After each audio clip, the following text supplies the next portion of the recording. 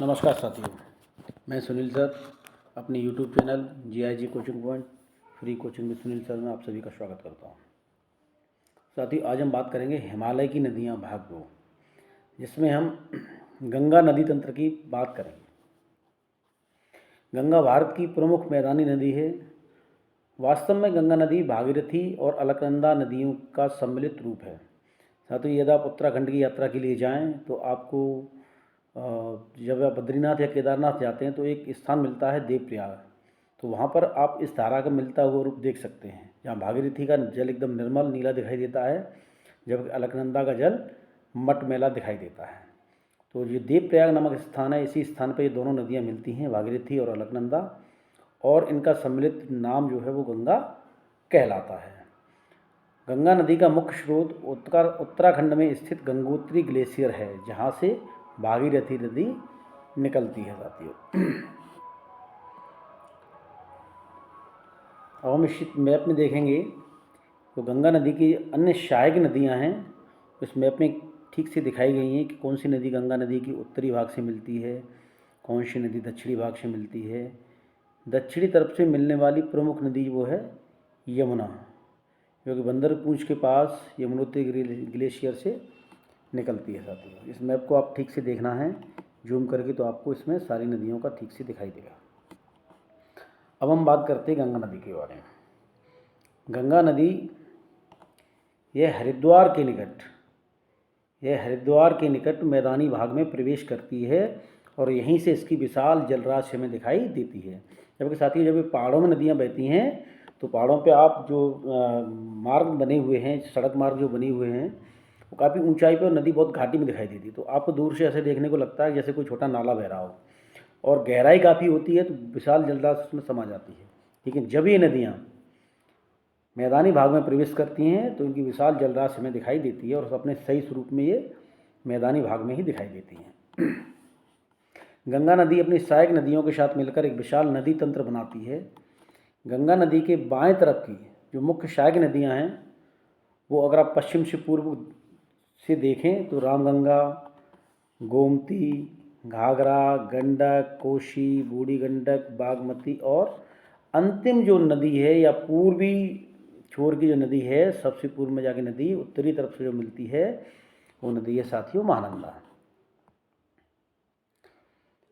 इसके दाईं ओर से मिलने वाली प्रमुख नदियों में यमुना नदी है जो प्रयागराज में मिलती है, और इसे संगम नगरी भी इसीलिए कहा जाता है। यहाँ पर 3 नदियों का जो संगम स्थल बतलाया गया है, गंगा, यमुना और सरस्वती। सरस्वती जो अदृश्य है, यहाँ पर 2 ही नदी हमें देखने को मिलती हैं, गंगा नदी और एक यमुना नदी। तो इन्हीं दोनों नदियों के संगम पर ही प्रयागराज नगर बसा है, और यहाँ पर ही प्रति 12 वर्ष बाद महाकुंभ लगता है, और 4-4 वर्ष बाद देश के अन्य भागों में जो अर्धकुंभ लगते हैं। सोन नदी, दामोदर नदी, पुनपुन नदी तथा टोंस नदियाँ भी दाहिनी ओर से आकर ही इसमें मिलती हैं। जो परीक्षा के दृष्टिकोण से मोस्ट इम्पोर्टेंट पॉइंट है साथियों वो ये है कि गंगा की सबसे अधिक लंबाई किस प्रदेश में है। ये प्रश्न PCS में पूछा गया था। उत्तर प्रदेश में ये है, हमें ये याद रखना है। और अंत में फरक्का के पास ये गंगा नदी 2 धाराओं में बट जाती है। एक जो पद्मा नाम से वो आपके बांग्लादेश में प्रवेश करती है, और दूसरी जो नदी, जिसकी दूसरी जो शाखा है वो हुगली नाम से बंगाल की खाड़ी की तरफ जाती है। और हुगली का कोलकाता जो बंदरगाह है वो इसी हुगली नदी के तट पर स्थित है। साथियों, हुगली जो नदी है इसकी जो दूसरी शाखा भागीरथी वो जो बांग्लादेश में प्रवेश करती तो पद्मा कहलाती है। क्या कहलाती साथियों? पद्मा।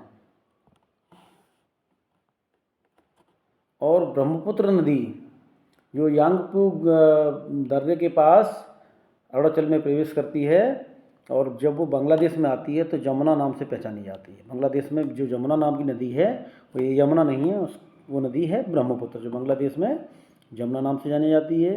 जो गंगा नदी है जिसकी शाखा भागीरथी, जब वो बांग्लादेश में प्रवेश करती है तो वो पद्मा नाम से जानी जाती है।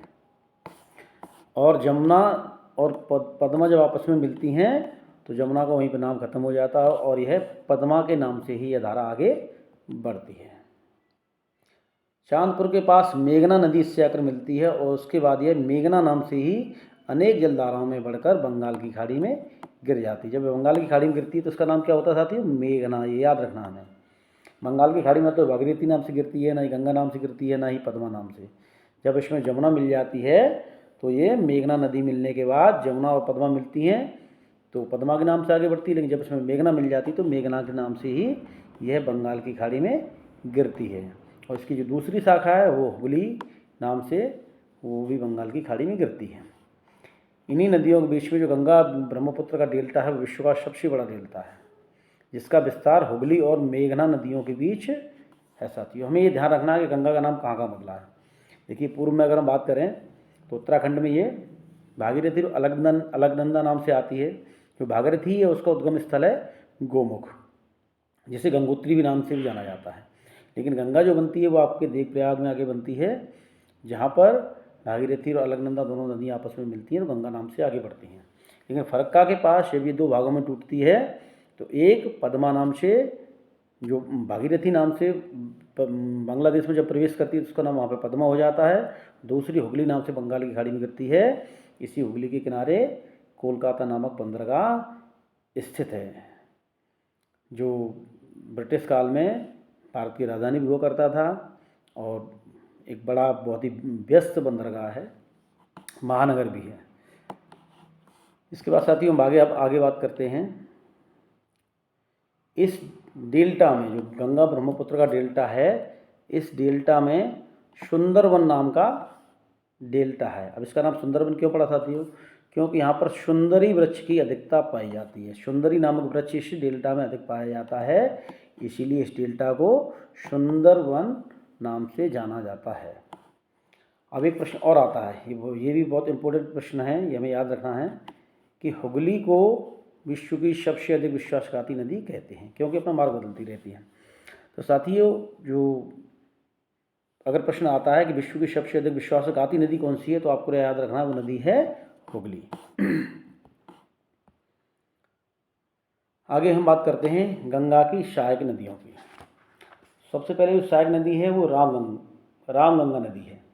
यह उत्तराखंड के गैरसैंण के निकट कुमायूं हिमालय में, याद रखना कहाँ से निकलती है, ये गैरसैंण के निकट निकलती है, कुमायूं हिमालय से निकलती है और गढ़वाल की पहाड़ियों से निकलने वाली अपेक्षाकृत छोटी नदी है। शिवालिक को पार करने के बाद यह नदी अपना मार्ग दक्षिण पश्चिम दिशा की ओर बनाती है और उत्तर प्रदेश में नजीबाबाद के निकट आकर ये कहाँ पर प्रवेश करती है? मैदान में प्रवेश करती है। अंत में कन्नौज के निकट यह नदी गंगा नदी में मिल जाती है। इसकी लंबाई जो है वो 600 किलोमीटर है। लंबाई तो नहीं पूछी जाएगी, लेकिन पूछ लिया जाएगा कहाँ से इसका उद्गम स्थल है और कहाँ पर ये गंगा नदी मिलती है। तो हमें याद रखना है कन्नौज में गंगा नदी में मिलती है साथियों। इसके बाद आती है शारदा या सरयू नदी।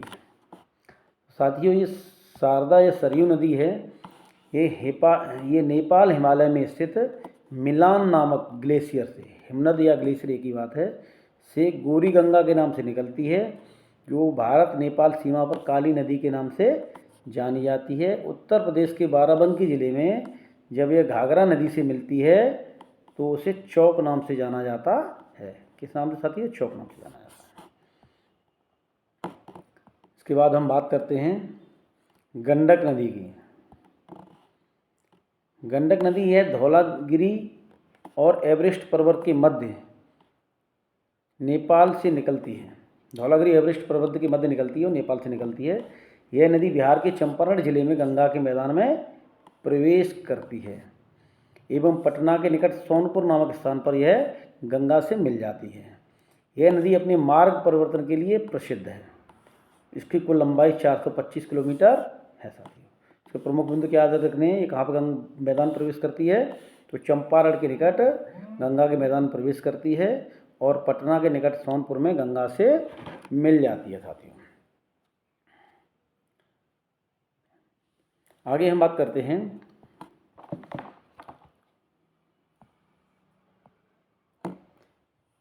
इसकी एक और सहायक नदी कोसी नदी के बारे में।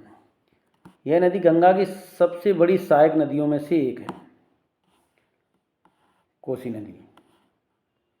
सबसे बड़ी सहायक नदियों में से एक है, जो कि पूर्ववर्ती नदी है। पूर्ववर्ती नदी का अर्थ साथियों मैं आपको समझाया था, ऐसी नदियाँ जो हिमालय की उत्पत्ति से पहले से ही प्रवाहित हो रही हैं, और हिमालय की जब जैसे जैसे इसकी ऊंचाई बढ़ रही है, ये इसमें गार्ज बनाती हुई, मतलब उसमें कटान करती हुई प्रवाहित होती रहती हैं। तो ऐसी नदियाँ जो हिमालय की निर्माण से पूर्व से ही प्रवाहित हो रही हैं, ऐसी नदियों को पूर्ववर्ती नदियाँ कहते हैं। यह कोई एक नदी न होकर 7 नदियों से मिलकर बना हुआ क्षेत्र है साथियों। 7 नदियों से मिलकर बनी है। इसकी जो मुख्य धारा है वो अरुण एवरेस्ट पर्वत, इसकी मुख्य धारा का नाम क्या है? अरुण। ये एवरेस्ट पर्वत के उत्तर में तिब्बत से निकलती है। नेपाल में मध्य हिमालय को पार करते ही पश्चिम की ओर से इसमें सुनकोशी तथा पूर्वी ओर से तमूर कोशी 2 नदियाँ इसमें आकर मिलती हैं। अरुण से मिलने के बाद यह सप्तकोशी बन जाती है। यह नदी 7300 किलोमीटर लंबी है। प्रायः मार्ग बदलने की प्रवृत्ति के कारण इसको बिहार का शोक भी कहा जाता है। ये वेरी इंपॉर्टेंट क्वेश्चन है कि बिहार का शोक कौन सी नदी को कहा जाता है, तो आपको याद रखना है कौन सी नदी है? कोशी नदी है। साथियों, हम आगे बात करते हैं महानंदा नदी की। इसके बारे में जो महत्वपूर्ण तथ्य वो आपको याद करने हैं कि जो महानंदा नदी है, ये गंगा में मिलने वाली, गंगा की बाईं तरफ से मिलने वाली अंतिम नदी है जो पूर्वी तरफ मिलती है। महानंदा नाम से एक ट्रेन भी चलती है साथियों। तो यह नदी पश्चिम बंगाल में दार्जिलिंग की पहाड़ियों से निकलती है। कहाँ से निकलती है? पश्चिम बंगाल में दार्जिलिंग की पहाड़ियों से सिलीगुड़ी के समीप है तेज घुमाव बनाती हुई गंगा में मिल जाती है। भारत में यह गंगा की बाएं एवं उत्तरी तट की अंतिम सहायक नदी है। ये प्रश्न याद रखना है, बहुत वेरी इंपॉर्टेंट है। इससे ब्रह्मदेव के निकट प्रसिद्ध नहर निकाली गई है।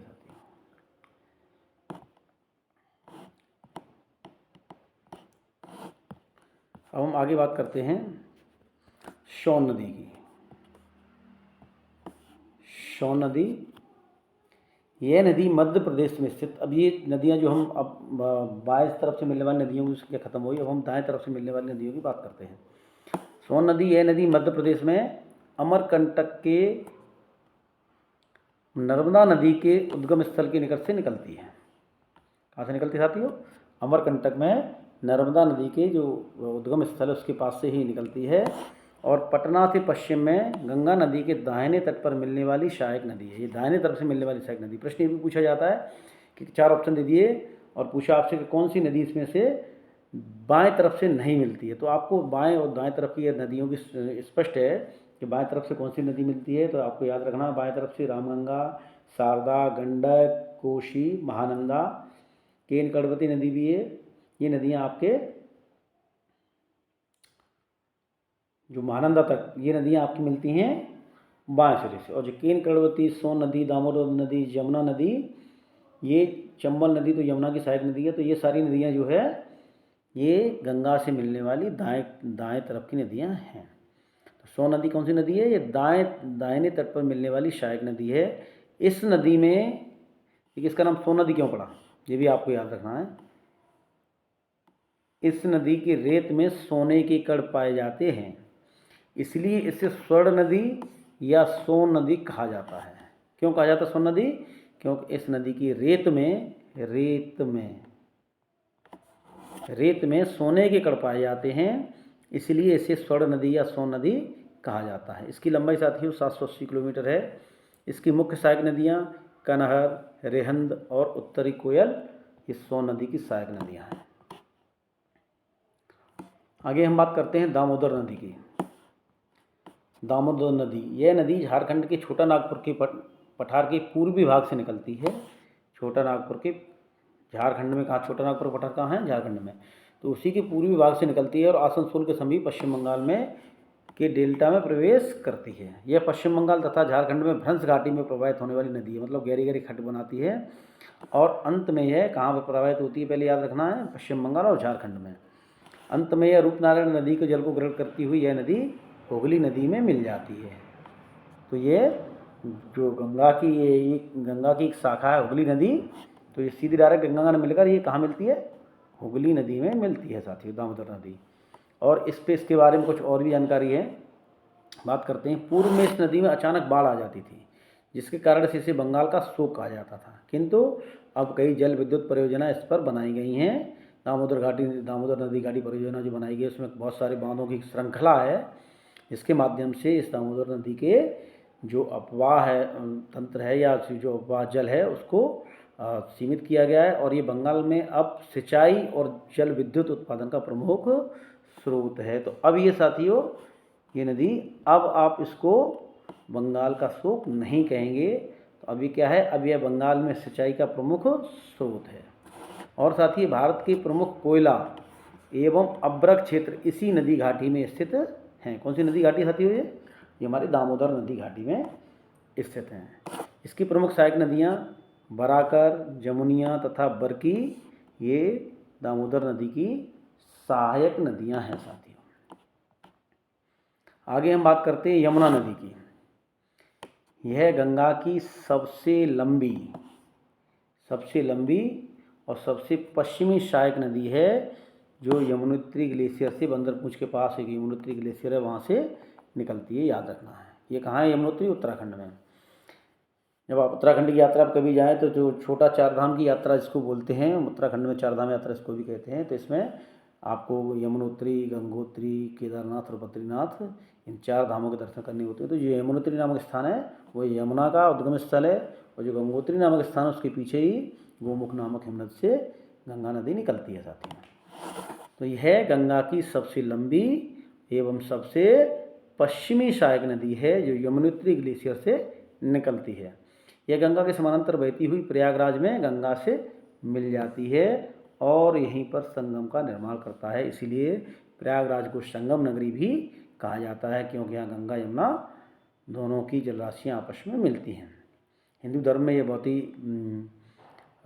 धार्मिक रूप दृष्टिकोण से एक तीर्थाटन का क्षेत्र है और पवित्र स्थान इसको माना जाता है, संगम स्थल को। हिमालय पर्वत में उत्तर की ओर से मसूरी श्रेणी के पीछे इसमें टोंस नदी आकर मिलती है। इसमें मिलने वाली नदियाँ टोंस नदी इसमें आके मिलती है। उत्तर पश्चिमी तरफ इसमें गिरी, पूर्व की ओर से आशा नदियाँ आकर मिल जाती हैं।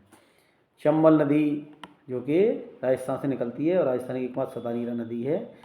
सिंध, बेतवा, केन, टोंस नदियाँ भी इसकी सहायक नदियाँ हैं साथी। और यमुना की जो लंबाई है वो 1370 किलोमीटर है, ये हमें याद रखना है। पहली चीज़ क्या याद रखना है, गंगा की सबसे लंबी और सबसे पश्चिमी सहायक नदी कौन है? यमुना है। यमुना का उद्गम स्थल कहाँ है? यमुनोत्री है। और इसकी सहायक नदियाँ कौन कौन सी हैं? चंबल, सिंध, बेतवा, केन, टोंस नदियाँ इसकी सहायक नदियाँ हैं साथियों। आगे हम बात करते हैं यमुना की बड़ी सहायक नदी है चंबल। तो चंबल के बारे में बात करते हैं। चंबल नदी साथियों, यह नदी मध्य प्रदेश के महू के समीप स्थित मालवा पठार से निकलती है। पहले उत्तर दिशा में राजस्थान के कोटा तक एक गहरी गार से होकर बहती है, फिर उसके बाद बूंदी, सवाई माधोपुर और धौलपुर से होती हुई अंत में इटावा के समीप पचनद नामक स्थान पर यमुना नदी से मिल जाती है।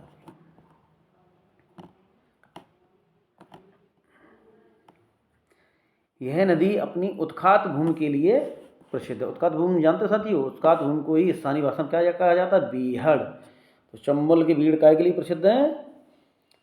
आप कुछ पुराने समय में आपके जो घर पे बड़े बुजुर्गों से पूछना तो वो बताएंगे कि चंबल के बीहड़ मतलब डाकुओं का गढ़।